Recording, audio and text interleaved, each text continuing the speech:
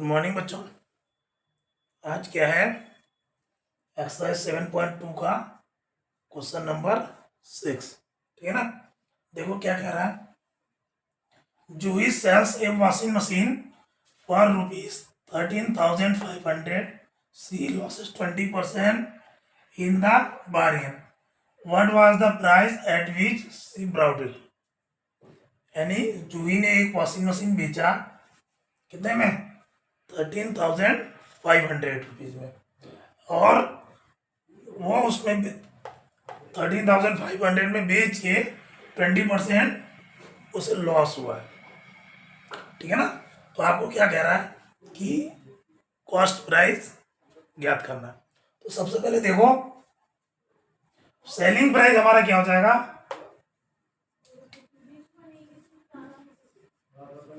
Selling price क्या हो जाएगा? सेलिंग प्राइस हमारा क्या हो जाएगा? 30,500। ठीक है ना। एंड लॉस क्या हो जाएगा हमारा? Loss is equal to 20%। अब हमें पता है लॉस किस में होता है? लॉस होता है कॉस्ट प्राइस में। ठीक है ना। तो कॉस्ट प्राइस, अब हमें कॉस्ट प्राइस पता नहीं है। ठीक है ना। कॉस्ट प्राइस हमें निकालना पड़ेगा। अब देखो, कॉस्ट प्राइस बराबर क्या होता है? अगर लॉस वाले केस में है तो सेलिंग प्राइस प्लस लॉस। ठीक है ना। ये होता है ना, सेलिंग प्राइस प्लस लॉस बराबर होता है कॉस्ट प्राइस। अब हमें कॉस्ट प्राइस पता नहीं है, तो इस वाले केस में क्या करते हैं कि सेलिंग कॉस्ट प्राइस जो है कुछ मान लेते हैं, सपोज कुछ भी XYZ मान लेते हैं। और एक चीज देखो, हमें क्या दे रखा है कि 20% लॉस हुआ है। ठीक है ना। आपको मैंने बताया था लॉस या प्रॉफिट जो है हमेशा कॉस्ट प्राइस पे ही होता है। ठीक है ना। ठीक है ना। तो क्वेश्चन के हिसाब से क्या बनेगा कि जो भी आपका कॉस्ट प्राइस होगा उसका 20%, ठीक है ना, उसका 20% लॉस है। और 20% लॉस यानी कॉस्ट प्राइस में से 20% माइनस कर दोगे तो क्या बनेगा? 13,500। ठीक है ना। मैंने क्या कहा था? Cost price minus loss. ठीक है ना। और लॉस कितना हुआ? कॉस्ट प्राइस का 20%। ठीक है ना। तो देखो क्या होता है,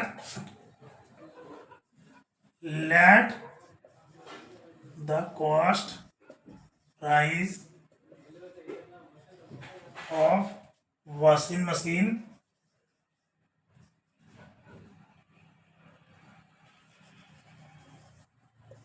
बी एक्स। ठीक है ना। सपोज करो कि कॉस्ट जो है वॉशिंग मशीन का क्या एक्स है। ठीक है ना। तो क्या क्या बनता है? तो लॉस बराबर क्या बनेगा? 20% ऑफ एक्स। ठीक है ना। That's means 20/100 into x. ये काटो 1/5, यानी क्या हो जाएगा? लॉस बराबर क्या हो जाएगा? x/5। क्लियर है ना। अब x/5 हमारा लॉस हो गया। आप देखो अब क्या बन रहा है? कॉस्ट प्राइस बराबर क्या होता है? Selling price plus loss. ठीक है ना। क्योंकि देखो लॉस कब होगा? जब हमारा कॉस्ट प्राइस ज्यादा होगा, सेलिंग प्राइस कम होगा। लॉस वाले केस में क्या बताया था? लॉस कब होगा? जब सेलिंग लॉस बराबर cost price minus selling price.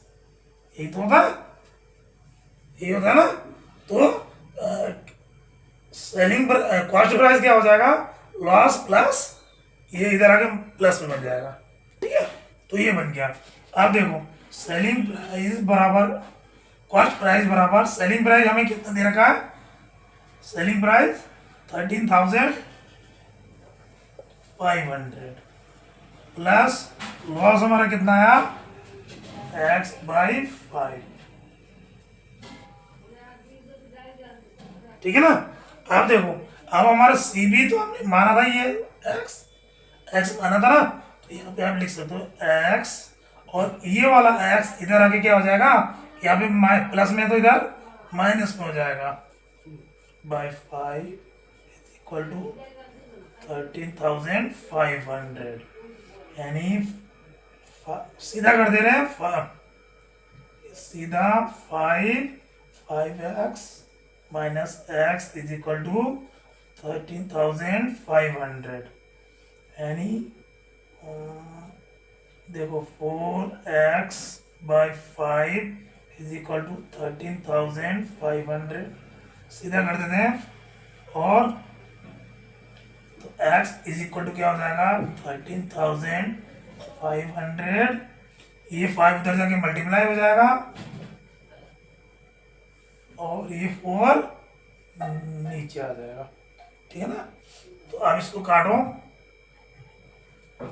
x is equal to कितना आ गया, 4 3 जा 12, 4 3 जा 12, 4 4 जा 16 नहीं आएगा, 4 3 जा 12, 4 3 जा 12, 4 3 जा 12, 13 14 15, 3 तो 4 7 जा 28, और 4 5 जा 20, ठीक है, ये कट गया, तो ये हो गया 3375 इंटू 5। अब x इज इक्वल टू करो, 5 5 जा 5, कैरी 2, 5 7 जा 35, 37 7 3, 5 3 जा 15, 16 17 18, कैरी 1, 5 3 जा 5 और एक 6, 5 3 जा 15 और एक 116, ये आ गया।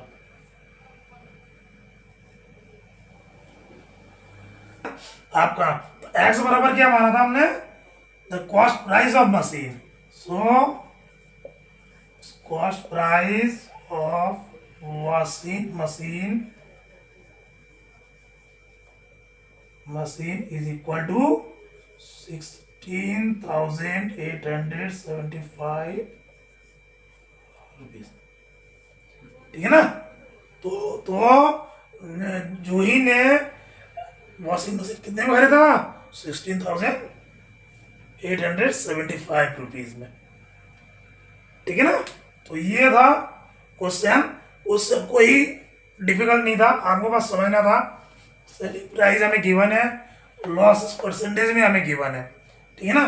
परसेंटेज को हमें उसमें कन्वर्ट करना है, ठीक है ना, क्योंकि कॉस्ट प्राइस बराबर क्या होता है, जब लॉस होता है सेलिंग प्राइस प्लस लॉस, और हमें लॉस क्या है परसेंटेज में है, अगर हम उसको परसेंटेज से सीधा नंबर्स में करना है तो हमें क्या करना चाहिए, हमें सीपी पता होना चाहिए, तो सीपी पता नहीं है इसलिए सीपी को हमने लेट किया है, ठीक है ना। आपको ये हमेशा ध्यान रखना है कि प्रॉफिट और लॉस, ठीक है ना, हमेशा कॉस्ट प्राइस पे ही होता है, ठीक है ना।